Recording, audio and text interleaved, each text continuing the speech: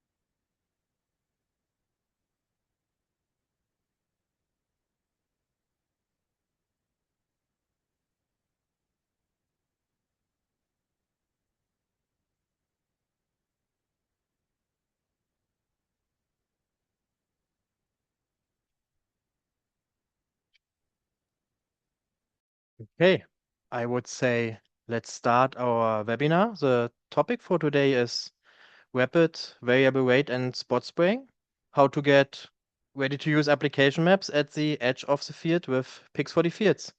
So I'm your host today. My name is Julius Petri. I'm head of product at Pix40 and I'm mainly responsible for the software Pix40 fields. And joining me today, all the way from Alberta, Canada, is Markus Weber, president of Landview Drones and a Pix40 Fields certified trainer and also a reseller of Pix40 Fields.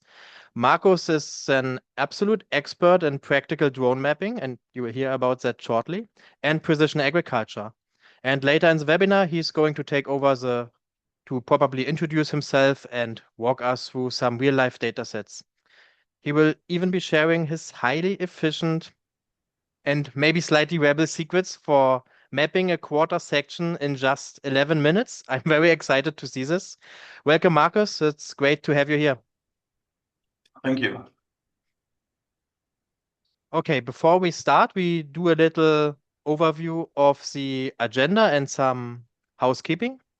So the presentation will be twofold. So I will start with a product introduction and talk a bit about UAV mapping basis, and I will conclude with what are the recent developments for Pix40 fields and what's coming in the first half of the year of 26. And then I will hand over to Marco's presentation. And in the end, we will have a Q&A. So all the way during this webinar, you have the opportunity to write us question in the dedicated Q&A section. You most likely find this at the bottom of your screen, and there you can just write your question, and you can also comment other questions and also upvote existing questions so we know which questions we need to prioritize, because most likely we will have a lot of questions and we will not be able to answer all of them. But after the webinar, we'll make sure that everybody gets a deserved answer. Also, during the webinar, we will have a few interactive questionnaires you can fill out, and then we look together at the results to do this a bit more interactively. Okay, and now I would say let's start with the first section, UAV mapping basics.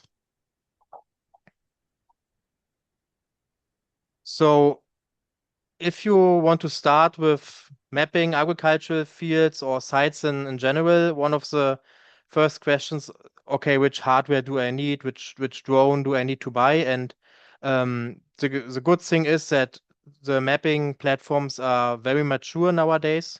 So there's a really good entry grade solution. It's the DJI Mavic 3 and 4 Enterprise series, and specifically there's the E variant or the multispectral variant. They are built for mapping and it's a multi-copter design. You can get them, depending on where you are in the world, for around 5,000 to 6,000 US dollar.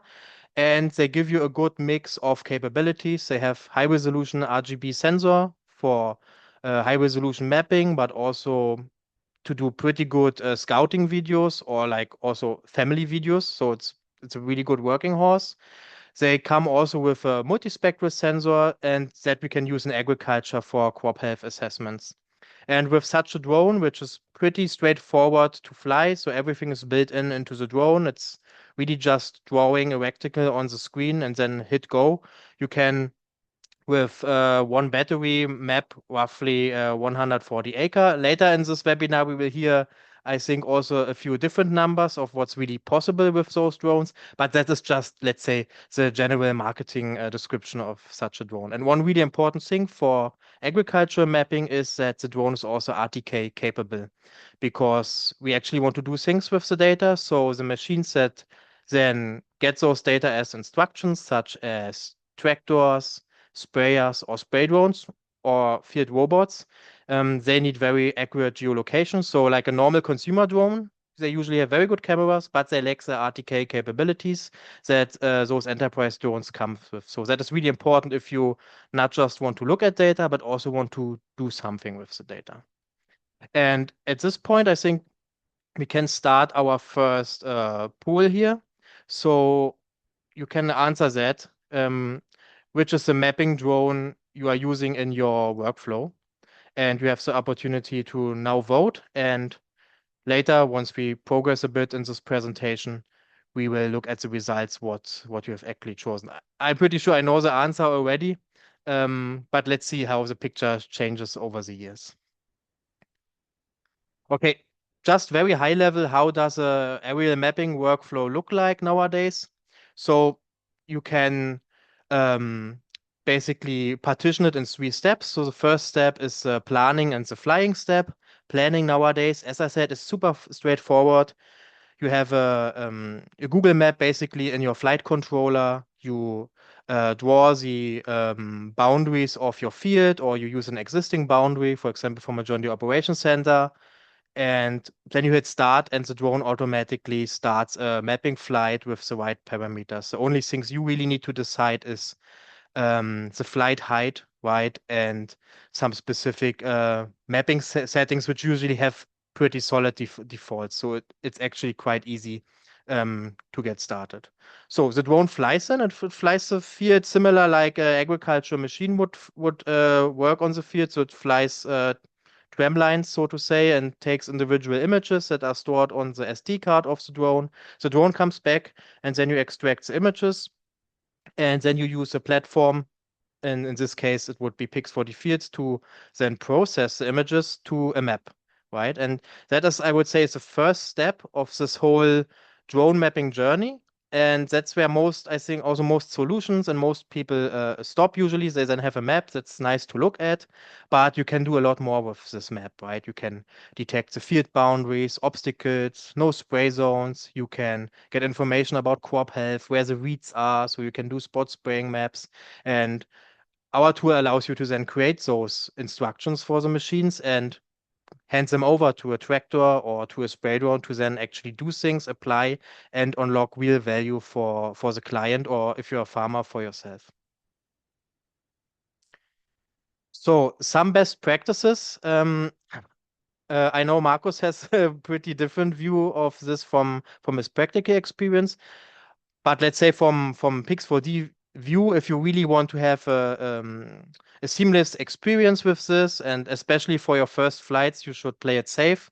So there are 2 things you need to be sure that you set them correctly. It's basically the image overlap. So the drone takes a lot of images, and those images basically need to overlap with each other, that our software can find common points in it and stitch it together to a map, or also to a 3D model. And that's called side and front overlap. And you can see it here on the slide. So 70 side, 80 front are super safe settings. So if you use those, nothing will ever happen to you. But obviously, there's a lot of potential to optimize it. And this is one of the factors that impacts your flight time and how many acres you can map per unit of time the most. Yeah. So if you go down with the side overlap, means less paths. Imagine it's like higher working width of an agricultural machine, the more you can actually do. And that's one lever you can optimize to get the most out of your mapping platform.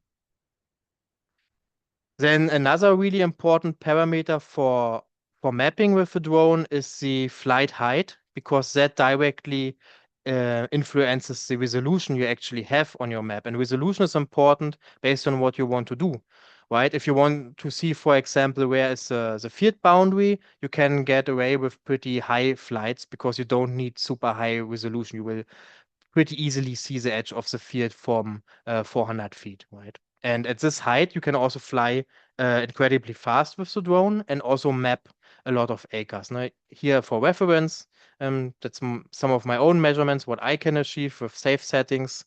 It's 5.6 acre per minute at 120 meter or 400 feet flight height.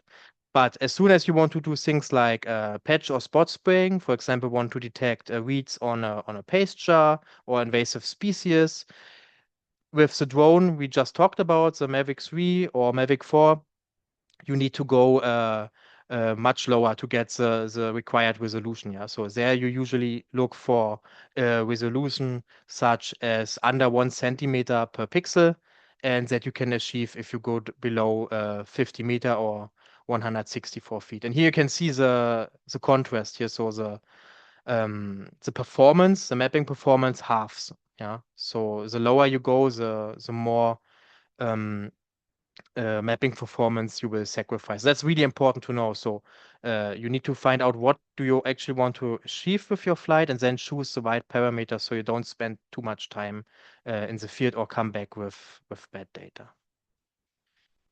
Okay, I see here the poll results already coming in. I will end the poll now and share the results so everybody should be able to see it. So the question was, which mapping drone are you using in your workflow?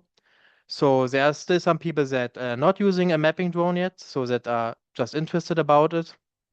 Um, then a lot of people actually use DJI drones and specifically DJI drones with RTK. So most likely that will be the Mavic 3, Mavic 4, or Matrice 350 users. So very good. I like that so many people with RTK are here.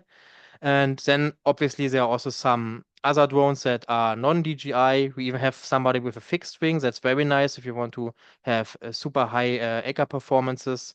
And we also have people, just one actually that's outsourcing mapping. I would be interested, what are the others here? So if you can, maybe comment in the chat what other would be here. I would be interested about this. Okay, so now we went a bit over the super basic things you need to know when you want to get into drone mapping. So which drone, a bit how to fly. Now the question, okay, then the drone comes back with a folder of individual images, like hundreds or thousands of images. So that's nothing a human can really do anything with. So you need to create a map. You need to create deliverables. And for that, you need a software platform that enables you to do this. Yeah. And as Pix4D, we offer here the software Pix4D Fields, and we will now describe you the reasons why Pix4D Fields is actually a good choice for this task. So Pix4D Fields, you can describe it in just 3 simple phrases. It's very fast. It works offline and it offers you actually unlimited mapping capabilities, which other platforms do not offer. So how does Pix4D Fields achieve this? Because it's a traditional desktop solution, so you can install it locally on your Windows machine or on your Mac, and then you can use it offline. So all the data that comes in stays on that machine and is processed on this machine incredibly quickly, and also the analysis is done on this machine. So what the advantage is here is that it's super fast and you don't need to wait for any upload or any internet connection. And because it's super fast, you can stay in the field, you can stay as a service provider, for example, with your client, and right after the flight create the deliverables, for example, for the spot spraying mission or for the boundary mapping or for the damage assessment, and hand it over right away while you're doing a nice coffee with your client. And that's the whole idea behind Pix4D Fields and why we chosen not to have an online platform like cloud-based platform, but a traditional software that can actually get the job done on site. Yeah, let's speak about the core technology that enables this. And this is an incredibly fast processing algorithm. You can see it here. That's a picture I snapped in the US. Dead end, no internet, For Pix40 fields, no internet is no problem because it doesn't need any internet. So it works with the local resources. So you never need to wait on any mobile connection, on an upload, on a download. So it's just like the little toolbox you carry around and you can use it whenever you need it. So why does it actually matter that this works offline? I mean, if you work in agriculture, you know there are a lot of blind spots where there's no cell coverage. And even if you have a Starlink dish in your truck, you probably also felt that uploading stuff actually still is very slow, even over Starlink. And the unfortunate thing is the drone data is very big. Now you can see this example here. It's a 94-acre field flown at 40 meters for green on brown burn down application. And the drone came back with 1,640 images weighing 17 gigabytes. So if you have a cloud-based platform, you would need to go back to the farm or to your office and upload the data and then wait hours for the processing. With Pix40 fields, actually the longest is probably copying over the images from the storage of the drone to your computer. And then the processing is basically just a few minutes and then you have your map. No? Can see it here on this overview slide. You can see this little graph in the right. So with a traditional cloud-based approach, this whole map would take you probably between 6 and 9 hours, because upload is already taking a lot of time. And then on the cloud, usually those cloud processing algorithms, they don't use GPU, especially nowadays with AI. GPUs are very expensive, so it's only CPU based. That's slow. And that's different with Pix40 fields because it uses resources your computer has, also the GPU it has, and that makes it incredibly fast. So 6 minutes for the specific data sets, and that enables you to create deliverables on time. So that is basically the foundation of the software, and based on this really fast and seamless processing capabilities, we have a nice sandbox of tools you can use to achieve mostly anything you would want to achieve with the data. And there are four key components to do this. So the first thing, and that's true for all of precision agriculture. So if you talk to your John Deere dealer, he will tell you exactly the same. Um, Boundaries are one of the most important things in agriculture. So accurate outlines of the field, RTK, georeferenced, information about where are non-passable or passable areas, specifically for spray drones, super important to have safe flights, are the first step. And the first thing also our software will always prompt you to do, because that's the basis for everything that comes after. Then, of course, what most people show and talk about, that's crop health, like finding out the vigor of the crop, how biomass develops over time to find indications for pest, disease, and nutrient deficiencies. Obviously, the software is capable of doing that. A topic which is also became super important over the last 2 years, is the detection of anomalies. And with anomalies, it could basically be anything from our perspective, but our users use it, of course, mainly to detect weeds, green on green, to detect crop damages after a storm, lodged grain, flooded areas, obviously also things you want to measure and then also act against. Yeah? So the tool comes with capabilities to do this based on the drone data. And last but not least, you then have all those, let's say, artifacts in the software. You have your boundaries, crop health report, you identified your weeds. You want to actually do something with it, yeah? And one thing to do something with it is to create a prescription map for precision farming equipment for it. It could be your sprayer, tractor, could be a fertilization map, a spot spraying map. It could just be a mission for a spray drone. So the spray drone knows where the obstacles are, where the no application zones are. So all this is supported by the software. So it's a complete package for precision agriculture. So now let's go quickly through those things in a bit more detail. So the first topic is boundaries, obstacles, and no spray zones. So as I said, those are the bases. If you have accurate boundaries, also like a normal flat rate application will be more efficient because then you can leverage things like section control of your sprayer, and that saves already a lot of percentages in inputs if that is done correctly. So there's a huge demand also for farms to get accurate boundaries in place because then more of them are buying now this high-end equipment, which actually has a section control. And for good section control, you need perfect boundaries. And the software has different modes to do this. Obviously, you need a drone with RTK to get the most out of it. You process the data locally, and then we have different modes to create the boundaries. So obviously, you can manually draw them, which I think is the best solution for most applications. But as you can see here on this little animation, we also have tools to automatically try to find the shape of your field. And to be honest, this works best for obstacles like trees, waterways, gaps in the field. So there it's really powerful. So to delineate a complex field boundary with an AI, that is still something which is in its early stages. But I think we are on the forefront here of this development. Yeah, and then you have the boundaries in Pix40 fields and can use them for everything. You can export them to the John Deere Operations Center or to any other farm management system, and you use them as basis for everything like prescription map planning, report generation. So that's why after a map comes out, creating boundaries is usually one of the first steps users are doing. Yeah, here you can see how it works with obstacles in the field. There, this AI system works incredibly well. And that's all running locally. There's no wait time really. You can do it also offline.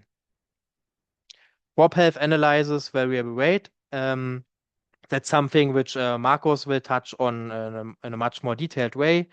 You just need to know our software processes any kind of camera, so RGB, multispectral, soon also thermal, and you can create crop health layers out of it, like NDVI, NDIE, or also completely custom indices because we have a custom index calculator. And then we have tools to simplify the data again for agricultural machines. And that's what you can see here in this animation. It's a zonation tool. It can use drone data. It can use also satellite data we have on the software to make simple zones. And then for those zones, you can assign the application rates and write this over to your fertilizer spreader, to your sprayer, or spray drone.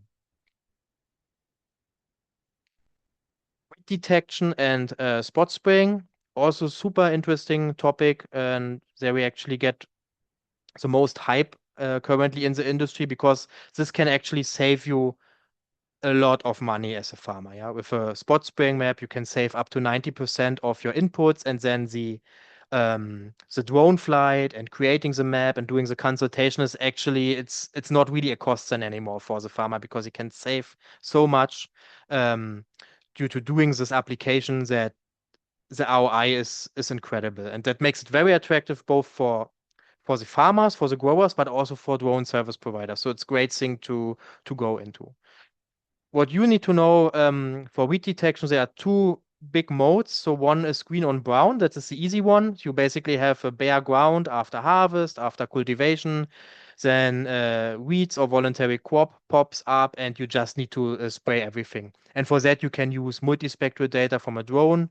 Very good because you can just then say, okay, everything which is green, please mark, and I want to create a prescription map out of it. So that is green on brown. Software supports it, super straightforward, very scalable also for large areas. Then green on green, that's challenging. So that means you already have an established crop and you have weeds inside the crop. And for this, you need AI basically. So you need to have machine vision, neural net basically to detect this. And for this, we developed the Magic tool. That's a self-service AI system where you basically look at your map, you give it a few examples, and then it tries to find those areas. And this is also a self-learning tool. So the more people use it, the better it gets over time. And since 2 years now, we have a pretty good track record of improving this a lot. And now we have a super big user base all over the world, and the tool gets just better automatically with every update. Things like what people are doing, for example, is a lot of people that want to target weeds and pastures. So like dog weeds on pasture. That's a pretty common use case where people use it, or also crop damage detection. So this tool is very flexible. It doesn't really care um, what you want to detect because you basically train it. Yeah, because this is a pretty visual thing. You can see here how it works. So you basically grid the field. Software does it for you, and then you click those cells, bit like tic-tac-toe. It's pretty fun, I have to admit. And then the software also learns live and marks those areas on the field, and you can roll this over then into a prescription map. Yeah, how does it look for crop damage detection? So this is here, I think it's oats and it's lodged crop. Obviously, it also works for those types of things. And then you can create an annotation and get the affected area and even create a PDF report for the client. So that's what's done a lot for crop insurances. Yeah, and in the end, everything comes together to create prescription maps. We call it targeted operations. And just basically flexible workflow to use all those things, the boundaries, your crop health layers, annotations, detections from the magic tool, and create a prescription map out of it. And then we handle all the intricacies of exporting it to different machines, like exporting it to the John Deere Operations Center, exporting it to a normal tractor terminal, exporting it to the various different spray drones. There we support most of the spray drones, and we will also support all the spray drones that come after the current ones. So currently we cover here XAG, Top X Gun, EA Vision, DJI, and many new brands you saw on the last conferences are already supported.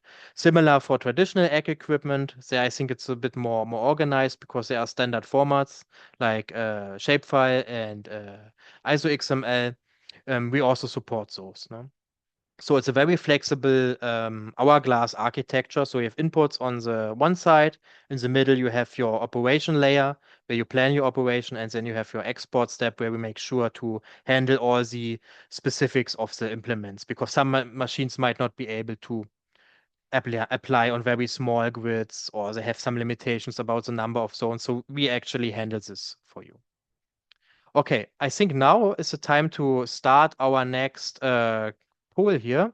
So let me start it. So the question for this will be, what mapping software are you currently using? So let me start it. Okay, so you can now vote. And I will continue to give you a quick rundown of what were the latest developments for Pix4D fields.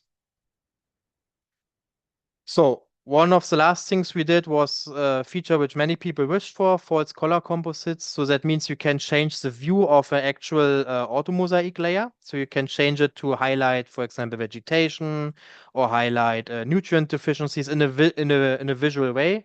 And also, especially for colorblind people, that this is something super good to have. No? So it's a lot of fun to play around with it. You can just switch to a different view, and depending on what kind of input data you have different options.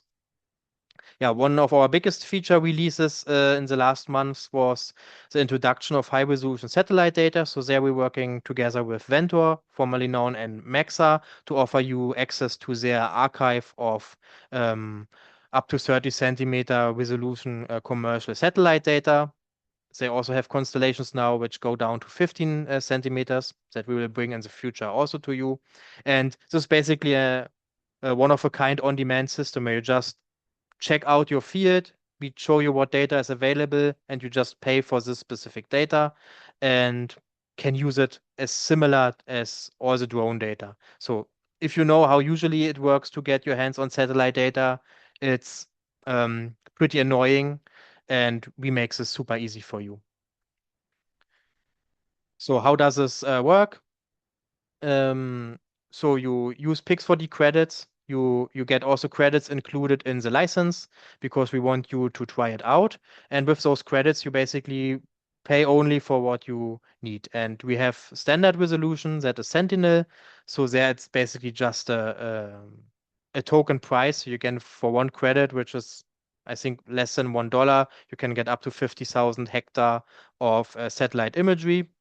This is more to protect us from abuse, basically. And for the high resolution satellite data, as this is commercial data, this is of course more costly. That costs around 0.7 credits per 1 hectare. And yeah, the satellite data you can use for many things. So the standard resolution you can also use to optimize fertilization and growth regulators. And the high resolution satellite data you can use, for example, to view field boundaries, to view crop damages, water logging. So it's pretty flexible and lives alongside the drone data. So it's basically a hybrid solution. So now I think what many people are waiting for is what comes next. So what comes in the next half of the year? So first thing, quality of life. So the first or the next update you will see is a big quality of life update for Pix 40 fields. So one thing we introduce are layer trees so that you actually have parent-child relationships between the layer. You can see it here. So if you have an auto mosaic and create a prescription or index layer, it will be basically indented so you can see to which layer it belongs. That makes it so much more easier if you have big projects. Then another thing for the target operations layer, usually if you, for example, planned a green on brown prescription and used an NDVI layer as a basis, you could not compare it anymore to the source layer, like to the RGB automosaic. We changed that. Now you can just change any layer after you created the prescription and then compare it. So that's also a super nice quality of life feature. Then something I'm pretty excited about is combined RGB and multispectral processing. If you think about DJI Mavic 3 multispectral or Phantom 4 multispectral, they come with RGB and multispectral sensors. And as those are not the best sensors because they are entry-grade drones, sometimes the data is misaligned. And that is pretty annoying, especially for researchers. And we are working now in a system we can just throw all the data inside the software and then it will process it together. And then the layers will be perfectly aligned. So there will be no more misalignments between the multispectral and the RGB layer. And that is something super satisfying. One thing also many people ask us is support for thermal cameras, and that's something we are working on right now. So there will be support for thermal drones, like the usually suspects from DJI and FLIR, and you will be able to stitch those data sets and get layers with real absolute temperature values. And that makes it very interesting for example, hotspot analysis for wildfire detection, solar panel detection, and for example, also for optimizing irrigation systems. So that's also something on the processing side, which I'm really excited about. And then, of course, plant counting. That is something we work a lot on nowadays, and that's will come, and it will come in hopefully in time for the agriculture season in the northern hemisphere, and will work similar like Magic Tool. You give it a few plants, and then we'll actually detect those plants and count them for you. Okay, so let's quickly look at the poll results here before I hand over to Markus. Let me share the results. So the question was, what mapping software are you currently using? And wow, that's nice. So 63% already using Pix for the fields. Thank you very much, guys. I'm really happy that we have so many users here in the audience. There are also a few that use other platforms. That's fair enough. Great. And also a few that don't use a platform at all, and some that are interested in using one. So yeah, that is a perfect webinar for you. And now Markus will show you how it actually looks like live. And I'm also super excited to see it. So Markus, please go ahead. Let me quickly stop my screen share. And there you are. Thank you. Thank you. Now I'll just drag myself into the corner a little bit, like how Julius does that. So, all right, thanks. We have about a half an hour left, and so not only am I talking about improving your mapping speed and your processing speed, I'm now going to be speaking faster than I thought I was as well. The tagline I've got here, perfect map tomorrow won't help you today. That's just something I've really seen in my 10 years in drones in agriculture, is often there's this struggle to strive for perfection when really a map tomorrow is useless if you want to be spraying today. So that really is going to be the theme of the presentation. I'm glad that 63% of you already use Pix 40 fields, because I'm gonna give you the overlap that we use And hopefully that's what you're looking for primarily. For some reason, my slide isn't advancing. Just a quick background on myself. So I grew up at Wega Farms here in Camrose, Alberta in Canada. I see many of you are from Australia and United States and elsewhere. So the use cases I'm going to tell you aren't necessarily yours. We all have our own weed profile. We at Landview sell drones. Our primary business is selling drones. I teach the software so that our customers can get good use of the drones and we can provide good customer support because often flying the drone is the easy part. Using the software to its best advantage is the hard part. This is what our farm looks like. So I know what webinars are like. I'm glad that all of you are still here and listening. I know I tend to tune out, so I'm going to keep you engaged. Pull up your phones if you like, pull up that QR code, and you can take a look at our farm. It is about, it's 2020 when we did this. I don't farm actively there anymore, to be fair, but I still live on the property and use their land all the time. And what you'll see there is kind of what our agriculture looks like for those of you that are from farms. Everything is square fields. The square fields here are called quarter sections. They're 160 acres. If you go over a province, sometimes they farm 4 or 8 of those together as one field. So yes, there are 1,200 acre fields here. But the standard field size is 160 acres or 64 hectares. That's where the whole requirement for speed comes from. We farm at very large scale and everything is fast. We've got 108 to 125 frost-free days. We have very little moisture. That's our biggest limiting factor. So feel free to peruse through our fields there. You'll see how interesting those 360s are to understand our agriculture. Just some background on Canada because you're not from here. Our aviation regulations have been improving very rapidly. Transport Canada is our agency there with government that does that. And they have brought over 25 kilogram drones in to the point where we can just get a certificate that lets us fly them in sparsely populated areas without too much paperwork. Beyond visual line of sight operations, not for the big ones, but for the smaller drones are a reality as well now. And where we've been a little slower is pesticide regulators. Currently, we have 7 pest control products approved for application by drone. But that is coming. So this is big news. I see there are people from Canada in the list here. If you haven't heard this, Health Canada is proposing grandfathering of aerial labels to now have those products applied by drone. I encourage you to give input. It's easy to give input when we're being negative. In this case, I am going to be giving the PMRA, our Pesticide Management Regulatory Agency, a big pat on the back, and I hope you will consider doing that as well. So let's get to the real topic. Variable rate and spot spray is what you want to talk about, or what you want to hear about. So there really are a couple different ways. I mean, variable rate can mean several different things in itself as well. And all of these depend on the growth issue or the pest. So if you're looking for an answer for tomatoes or almonds, I see somebody had those kind of crops. Brett Jans happens to farm just a few miles from us, but I guess there's another one in California asking that question. I'm not going to give you the answer for tomato or almonds. It really depends on the agronomy for that particular plant, the structure of the plant, the soil relationships. I'm just going to tell you about the crops we have and what we've done with it here. The types of variable rates that we've created really do vary, and I'll get into that a little bit later. The basic principle, Julius has already gone through this. I mean, your drone, and I see from the polls, you guys all know this as well.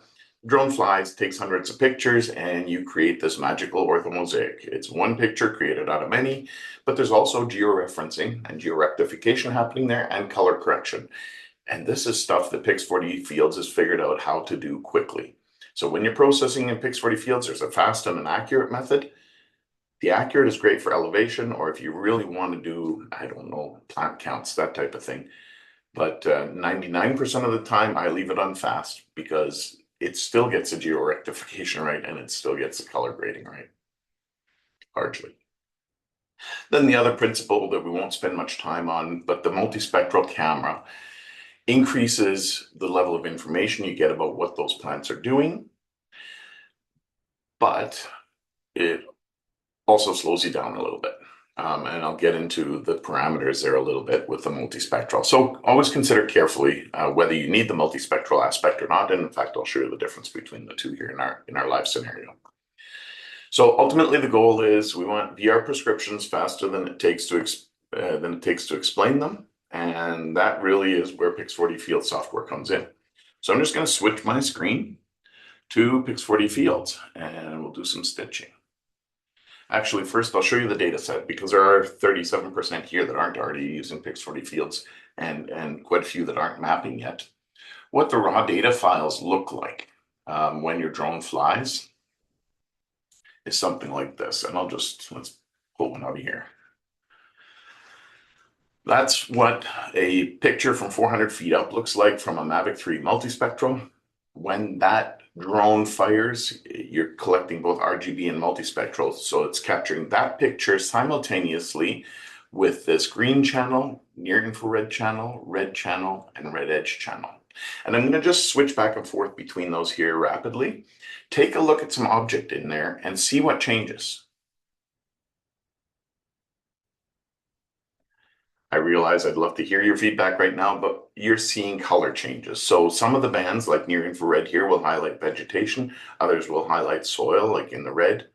Then the other thing that changes, though, is some of the objects move.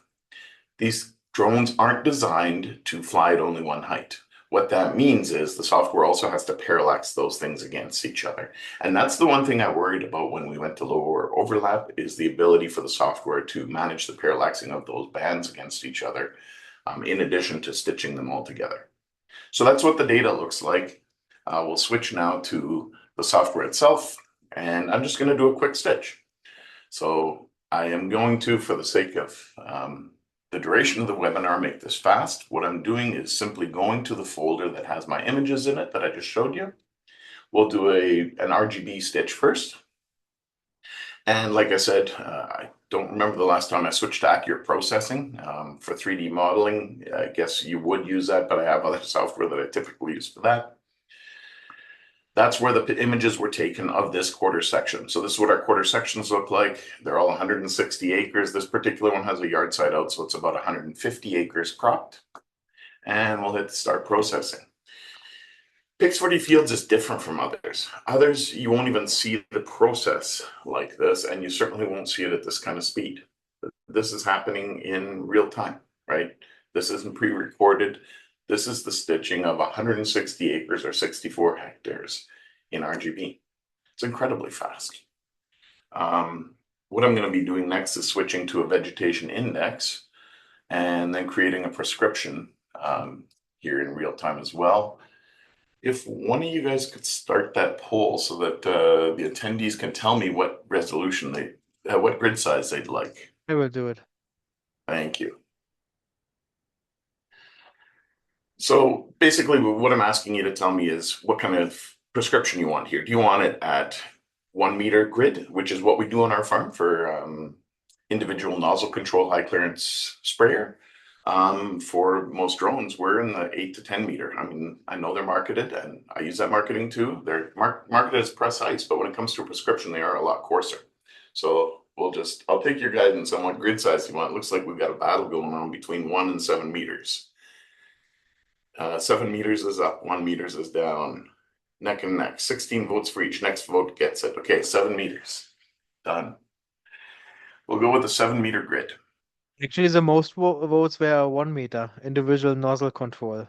Was it? Okay, we'll go with individual 37%. control. Thanks, Julius. Okay, so we'll do that. So here's the finished orthomosaic. This would have been flown at 30-50. We'll get to that in a second. Flown at considerable overlap. At very low overlap, sorry. The tool I use for something like this, what this is peas. Okay, so there's peas here. And this is just pre-harvest for a desiccation run with a product like Reglone, I assume is what he would have been applying.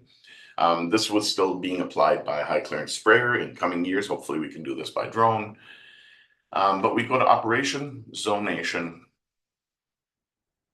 and we're going to use, whoops, I need to create an index first. So the index that we're going to create is VRA. It's a greenness index. VRA stands for Visible Atmospherically Resistant Index. It essentially accentuates greenness. And for something like this, late season maturity, I find that works almost as well as multispectral. The multispectral would take up about almost almost double the time to do. So for the sake of the brevity in the webinar, I've gone with an RGB index. And that's what that index looks like. Julius likes taking feedback. I still don't understand why this histogram equalization isn't turned on automatically by default in this software, but I always turn on histogram equalization. If I was just visually trying to see something here, I'd play around with the sliders, but I typically just go create the index, go straight to zonation and get this done. I do So, it the same, by the way, but we have some very opinionated people in the company. okay. The other thing you always need is a boundary. So the way to do it, you showed you in that graphic earlier, you could click all the way around it, or you can just import, and the import is here. And I find a lot of people don't know that exists. So if you've got John Deere Ops Center and you want to import boundaries, you can certainly do that as well. And I do have one here somewhere there we go. Yeah, seated boundary. Okay, so now we'll go to operation, create an operation. Orthomosaic is what we're going to use, the RGB or the vary. And in this case, let's use vary because I created the index. Okay, what it's doing now is just doing calculations on individual pixels. This is not a stitching process anymore. It's just gridding and doing averages within those grids. That's the process for this zonation. So we're going to set our units, liters per hectare, since it's a liquid product. You can give it a name if you like. And our grid size, you said 1 meter one, so we'll leave this on 1 meter. And what that's creating is a 1 meter grid across the entire surface. And what happened here? Something didn't work, right? Julius, are you watching? What am I doing wrong here? I'm also thinking. Talking and working at the same time isn't always easy. Let's go to a different grid size. Oh, the grid size didn't populate. There we go. Or let's just make it 7.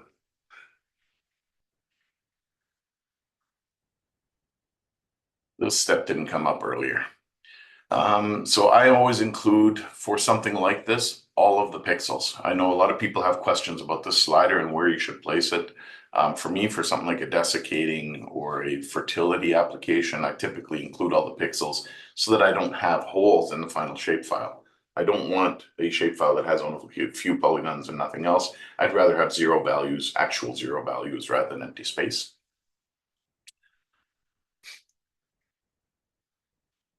Okay, there we go. And then this is another one where I don't understand why quantile isn't the default.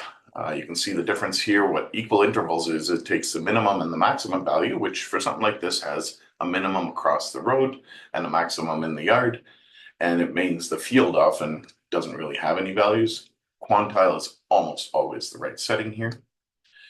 You also choose the number of zones. I tend to start with 7 zones pretty much always, and then just choose which of those actually get a rate.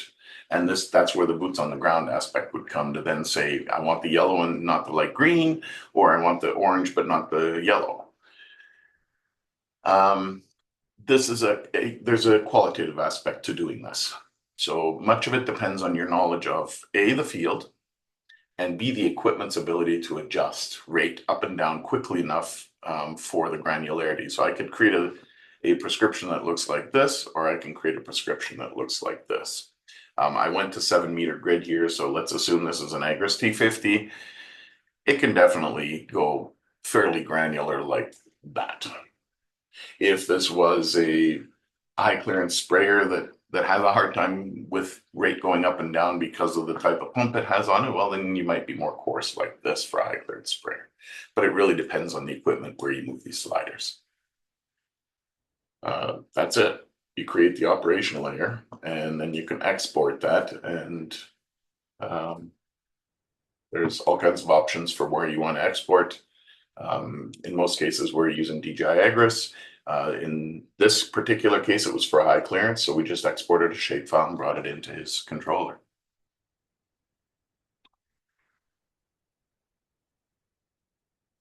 If there's any questions relevant to what I'm doing or concerns, feel free to jump in, Julius, and stop me, but otherwise I'll go back to the presentation now.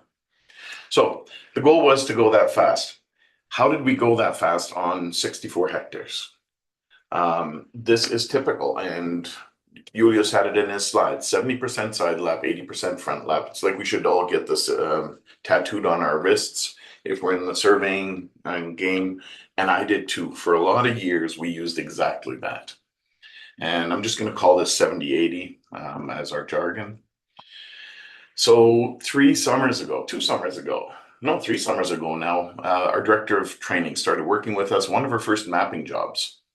I told Ava, head out there and just see how low you can go with the overlap and still get a good stitch. Because I said, that is where the inefficiency for the system comes from. Go take those 20 acres, map it. And I assume it'll fall apart at 50, 40, something like that. But I said, and then she said, well, why don't I, it's a small area. Why don't I just go even lower? So I said, okay, well, go all the way down to 10, 20 overlap. At least that way we see where the break point is. This is what the final ortho mosaics looked like from that job. There are a couple of color grading differences that you'll see, some anomalies, because this is an extremely small job. That's what the imagery looked like to create this 20 acre orthomosaic. So very limited number of photo points. So you can see that anomaly kind of in the center there where you get a little bit of shading. That won't happen at large scale, at large fields. So this works. And then we don't normally do 10, 20. I mean, that is extreme. I have done some at 20, 40, 20, 50, and it works. We can do half sections, 320 acres with a Mavic 3 multispectral at 400 feet in 11 and a half minutes. Sorry, in one battery for half section, or in 11 minutes for a quarter section. Preparing for this webinar, I was kind of second guessing myself because I'm a big believer in Pix4D fields for exactly this reason. There's other reasons as well, the insight that it gives you, but the speed for me is everything. So I thought I'd run it through some other platforms.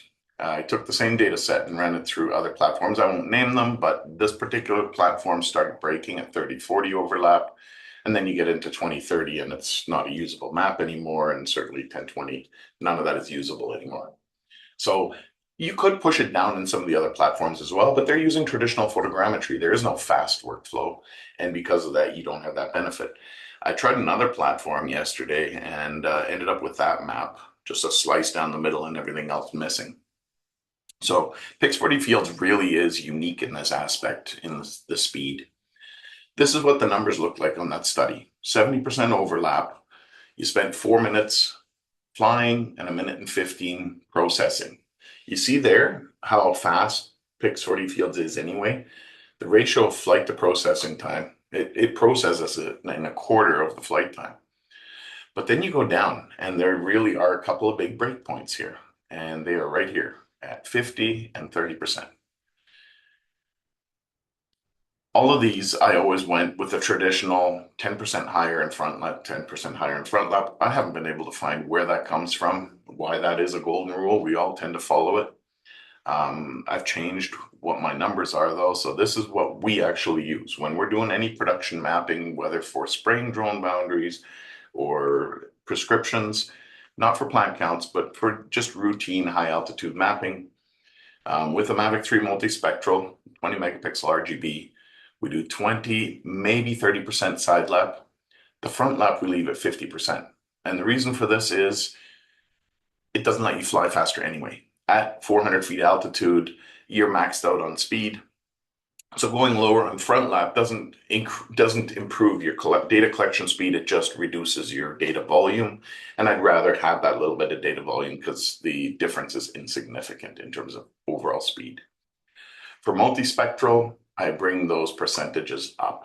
The overlap is somewhere in the 30 to 40% most of the time. To be generous, I said 50 here because multispec is lower resolution and sometimes it just does not stitch as well. So to be safe, 30, 40% is fine.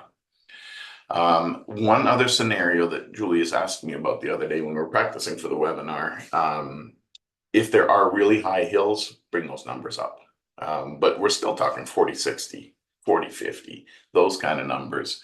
if you have extreme changes in elevation within the field. We're fairly flat here, as you would have seen. So as far as the prescriptions that we've done, I'm a little cognizant of time here, so I'll rush through some of these, but these are some of the examples of things we've done. And I'll just outline what those look like. So this was a kochia spot spray, and we use the magic tool here. We won't have time to go through the magic tool, but if you've got Pix 40 Fields or the trial, give the magic tool a try. It really works well for this exact type of scenario. So kochia it's a tumbleweed. It's a bad weed here in Alberta, hard to control, makes harvest challenging, and just replicates like nothing else. So you can see it yourself in this imagery. It's green, the wheat is brown, and the reason for the application is simply to get there earlier, if possible, so that the weed is dried down and doesn't hamper harvest as much because it has a hard time going through the header, or to also increase the control. There are times when it might make sense to go at different times of the season to hit that kochia with a new group because there are resistance issues and we want to start to prevent some of those. So it's a great tool for especially the persistent perennials that tend to be patchy, like thistle. All the thistles tend to be like that, and any of the creeping weeds with rhizomes. Then we've done some things like plant growth regulator in barley. We did, I think we did like 1,800 acres last year in about a day and a half. Didn't take us very long to do all those acres with an M3M at low resolution. At low overlap. In this case, this was 266 acres. Total time for data collection and for sitting at the computer is 32 minutes. Of course, those 15 minutes, hopefully you're doing other things, having a quick coffee on the side. Your actual field time, 16 and a half minutes for 266 acres, 108 hectares. Bring your overlaps down if all you need is a 2D orthomosaic and Pix 40 fields. This is another example. So this is desiccation of peas, the one that I created earlier. Essentially, this is one that I actually did a couple summers ago. Just my quick summary of why we use Pix 40 fields. It flies fast, and data collection is 30 to 40% of usual because of that fast stitching process and its ability to handle low overlap. The prescriptions are faster than a sprayer, and there's a bit of a recursion here too. You can stitch with low overlap. Because of that, you're going to collect less. You're going to fly faster and collect less data, and because you've got less data, you're going to stitch even faster. So the two really do work well together for really quick prescriptions. Then there's the other aspects, many of which I'm really excited to see the stuff that Julia showed earlier. The magic tool is okay. It needs some improvement yet. As he said, the AI aspects are in development, and as people use it, it helps to inform the system too. So if you enter in there that you're doing thistle and you authorize the use of that data, that helps the next guy trying to find thistle. So I enter that data just to share with the rest of the user community as well. And then it does multispectral RTK, everything that you really need to make this work. And most importantly, you don't need a GIS degree. I work in QGIS. The learning curve my first year was months of learning things, and Pix 40 Fields really is something that you can learn in a day. And I think we're getting close to our time here, so I'm going to skip a few. Just to close off, if you want to learn more about this type of thing, like Julia said earlier, yes, I'm from a farm. Yes, I sell drones, but we also do training. And this is my bread and butter. We have 4 teams traveling Western Canada. So those that are from Canada, please join us at one of these, the drone spraying clinic. If you want to learn Pix 40 Fields, that's the place to go. We do focus on drone spraying, but in order to spray well, you need VR prescriptions and you need boundaries. So we spend a lot of time on the Pix 40 Fields workflow there. It's 1 day and then 3 to 6 hours of online training. And then there's one other really cool opportunity. Julius himself can't make it, but Ryan from Pix 40 Fields and a bunch of others are going to come out to put on a full day workshop. This is in Camrose, Alberta, created by CADA, the Canadian Agricultural Drone Association, and the Camrose Regional Exhibition. The third day, you choose one of three workshops, and one of them is what we just covered in this hour, but as a full day with access to outdoor grounds. So if you want to learn about Pix40 fields and actually do it in the field with us, this would be a great place to meet all of you. With that, let's see what we got for Q&As. Julius, you want to moderate that part? Yes, sure. Let me quickly share my screen. So, okay, yeah, Markus, thank you very much. Super insightful. I'm already looking forward when people internally see those overlap settings, what they are saying about it. Yeah, really looking forward for those discussions. But yeah, I mean, if you have to get the job done, you have to get the job done, and you find ways how to do it, and that's exactly the right attitude. So, I appreciate really to present also this practical side to our users. Okay, actually, there are a lot of questions. So I will start with a few questions related to what you have shown us. So there's one question, interesting one. When do you recommend using equal interval versus quantile for zone distribution? So maybe that this is not super clear why you are a fan of quantiles for the zone distribution. Um, because primarily because the other, unless you have an accurate boundary built first for that field and have excluded everything that isn't crop, then the extraneous data like rocks and trees and things that are outside of the usual realm of NDVI stretch all those values and really don't let you see the variability within the crop itself. So things like roads too. You really need to exclude all those things if the equal interval is going to work. Quantile really lets you focus on variability within the crop itself. Perfect. So then there's also a detailed question about it's maybe for both of us. What is the positional accuracy difference between the fast and the accurate slash full processing pipeline for an auto mosaic? Because accuracy of obstacles is critical for drone spraying and inaccuracy cannot be allowed. Yes, I agree with that. So we made internal tests where we put GCPs on the ground and we processed a lot of different sites, also with elevation with both fast and accurate processing, and the difference usually is within under 3 centimeters when you compare both pipelines. So for mapping obstacles and boundaries, it really doesn't matter. So you should pick the fast pipeline. The accurate pipeline really is just for having a digital surface model and get a more top-down, like auto-rectified view. If you are a fan of that, yeah, you can use it. But for actual geopositional accuracy, the fast pipeline is basically the same, and you get this big speed bump. Marcos, anything you want to add to that? Yep, accuracy is misnamed. I've had a lot of people confused by exactly that. They think to get an accurate orthomosaic, they need to use the accurate process. It's for elevation. It primarily is for elevation and digital surface modeling. Okay, so then here's another interesting question, which I need to paraphrase a bit because it's not super clear, but I think I know exactly what the person means. So the question is about the cell size, and he has a sprayer with a specific nozzle spacing. So in this case, it's 20 inches, and he asked himself, so what is actually the right spacing in Pix for the field? Should he match it exactly to the nozzle spacing of his sprayers? And what happens if he actually creates a larger grid than the nozzle spacing? Will then multiple nozzles turn on once they encounter such a cell? Um, Again, that one is going to vary a lot by the equipment that you have. I wanted to put a video into the PowerPoint deck here, but I just could not get the codecs to work for me for how we actually applied on the plant growth regulator for barley. You could actually see exactly how that was working there. Um, it depends on two things, both the equipment's ability to respond to empty cells or to change quickly between two different rates and also the software. We found when we were first importing into my John Deere or whatever it's called now, John Deere Ops Center, um, that we would get gaps between adjacent polygons with a zero value or a null value even, and that can throw a wrench in the works. So if you're thinking of using the connection directly to your software, test all of that in the wintertime and figure out what that's going to do.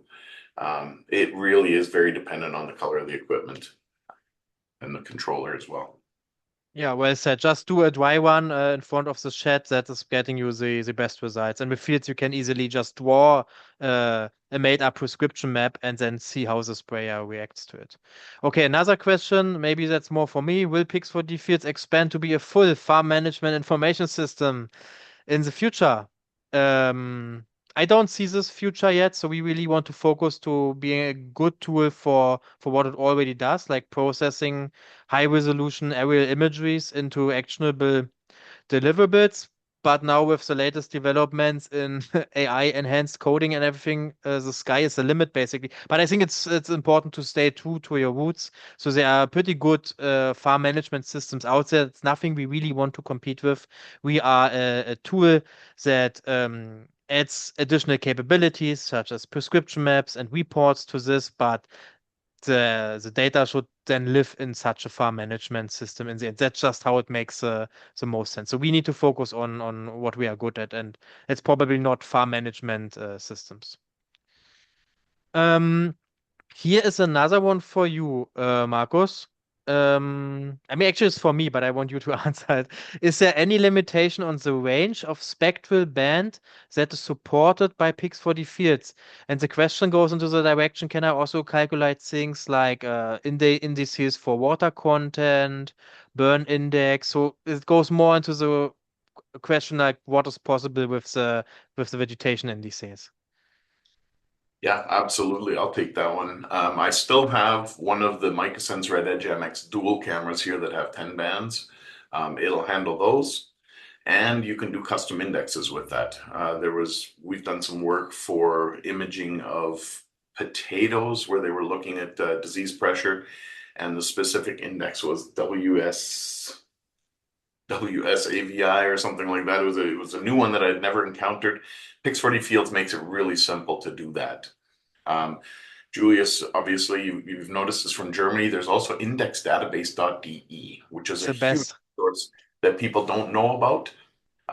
It's got a listing of all the vegetation indexes, links to the academic articles that have used that index, and going from that index, because it gives you the formulas as well, to a custom index in Pix4D Fields is there's no learning curve. It's 5 minutes and you've got a new index built. So the ones that are there are great. They're a good starting point for most people. For most people, there are already too many options. But if you want to go deep with 15 or 20 bands, it'll even do that. Ooh, a life hack I also figured out is you can also use like ChatGPT, do a screenshot of the image and let it know the bands you have available and then describe what you want to highlight and then it will come up with some pretty cool suggestions which indices you can try and then you put it in the index calculator and roll with that. So there's also another practical question which I like you to touch on is how can you avoid problem with tree shadows when you create the boundaries? Yeah, so shadows is a big thing. Marcos, practical experience. What are you saying? Recommendation, that's something Pix4D Fields could probably add to their AI algorithm. It if you're doing it depends on the purpose. If you're doing the boundaries for a spray drone, those shadows become incredibly important. And the only way that I know of to deal with that is zoom in and take your time. As much as I always want to go fast, want to go fast. If you want an accurate boundary for a spray drone where it becomes really important for time and safety, zoom in and just you can visually see the difference between shadow and tree and take the time to do that. Unless you have a better solution, Julius, I think that's the one part you really need to take your time at. Good. Noted. Then another also practical question about flight settings or about drone settings. Is it best to fly the mission with manual camera settings or full auto mode? It's a good question. Full auto for us.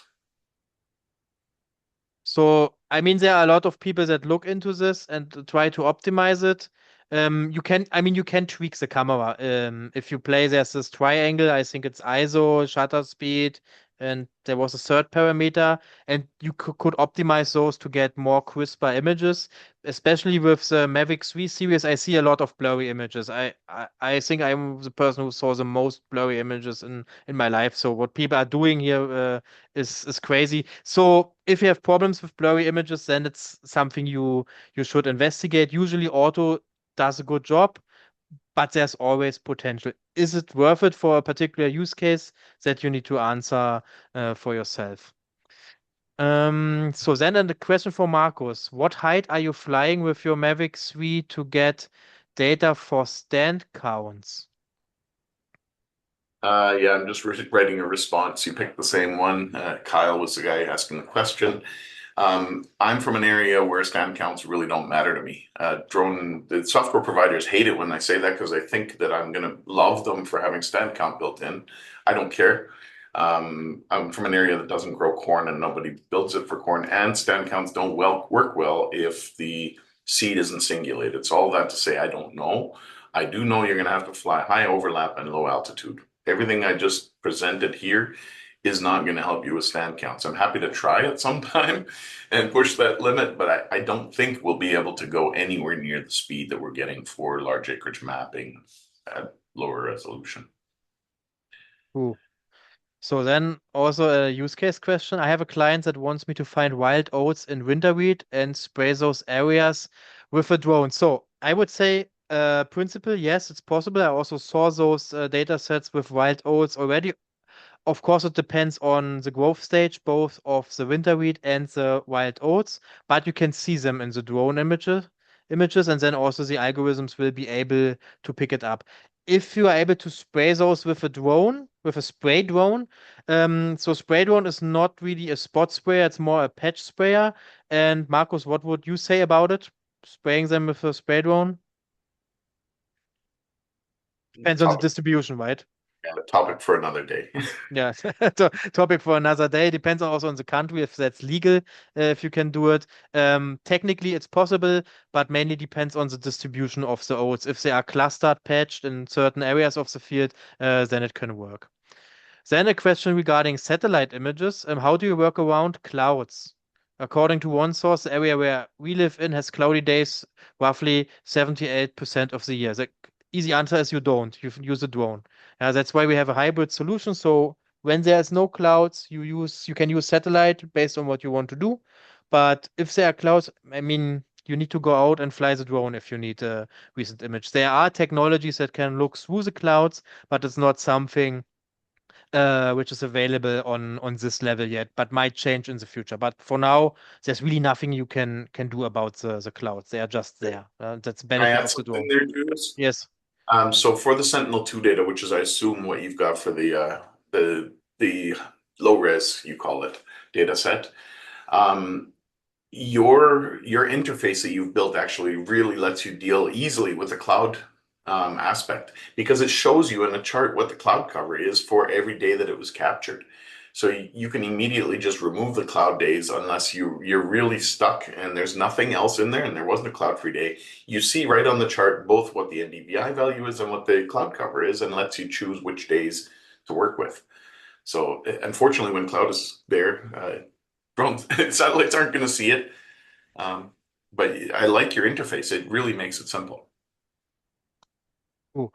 Then a feature question. Will Pix4D fields include a rate calculation algorithm capability? So I think that is goes into the direction that you want to have something like a decision support system which helps you to calculate rates for nitrogen fertilization, for example, so that you maybe have a base rate and want to distribute this automatically to the zones. Um, Obviously, it's something we're thinking about from time to time, and actually, we currently have a research project about it. And I looked at some really interesting trial data just yesterday. So I guess it will come, but I cannot say when because our focus now is making the most out of high resolution imagery, and all our efforts are on plant counting and plant detection. So this type of traditional thing, which is also covered by other really good platforms, will probably come a bit later. But it 100% makes sense to make it easier. For now, I mean, with ChatGPT, you can do a lot to assist you in finding the right weights and doing those calculations pretty easily, or with a spreadsheet um, as a side tool. But yeah, it's for sure something we are thinking about. So, Marcus, what do Answer you a few think? more. I see a few more here. So Mike Hillhorst Hmm. asking about elevation mapping. Hmm. The accuracy workflow is for exactly that. So they've basically built in the whole Pix40 mapper engine into Pix40 fields now, so you can get a really accurate elevation map. If you want contours and then you want to turn that into low spots and high spots, they don't have the drainage tools built in, but you can get that from other very cost-effective tools now for post-processing. But the digital elevation model itself, it's awesome in here. Nothing that I said about 30% overlap applies to that though. Keep it at 70-80 for elevation mapping. Correct. So then a question, I've been using Pix4D Mapper to process multispectral images since it also has radiometric correction for the images. Does Pix4D Fields does that as well? Yes, I mean the radiometric correction algorithm in Pix4D Fields are actually very advanced. So they are at the same level, and actually they are the ones that are keeping where we spend more development on them. Also in the future, we will see some cool updates for this. And Pix4D Fields has a benefit that it automatically detects those panels based on the QR code. Marcus is showing here how that looks like. So it's like a plug and play process. So there's no downside in those regards when you compare those two solutions. So you should not be afraid to use Pix4D Fields for processing multispectral images. I want to hear your answer to one of these, Julius. Brett is Let's asking go. about tree counts and whether you're going to build in the ability to detect fallen trees or ones that need replanting. So tree counts for sure. Depends of what kind of trees. If it's like a full-grown forest where the canopies intermingle with each other, that we have to see it. Once we have the plant counting algorithm in the software, then you can do whatever you want with it, to be honest, and then we will see how well it performs. So freestanding trees for sure, that will be super simple, and then finding out if they are fallen down. To be honest, I would probably use the magic tool for it, or it needs some kind of change detection algorithm which does a before and after comparison. First, we need to build the initial counting tool, and then we will see what use cases pop up. But counting and identifying trees, that's for sure something we want to enable. Also, like getting the circumference of the crown diameter, so you can do vegetation indices for specific plants and mask out the soil. So those are all things that will be enabled by plant counting in the future.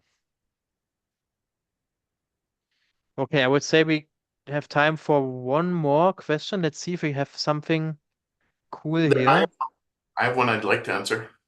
There's a Donald Jansen asking about Mavic 3 with Pix40 and T50 and T100. Yeah, that's a good one. I think that's a good segue back to what's still on the screen here. Ag Drone Summit, Ag Drone School, Drone Spraying Clinic. Those are exactly the pieces of equipment that most people have. We saw that again from the poll. We still live in a DJI world in most countries of the world. And making those three work together is exactly what we show at those clinics because that's what everybody needs. And it does happen largely by SD card. Mavic 3 into Pix40 fields by SD card, then from there to the drone controller as well.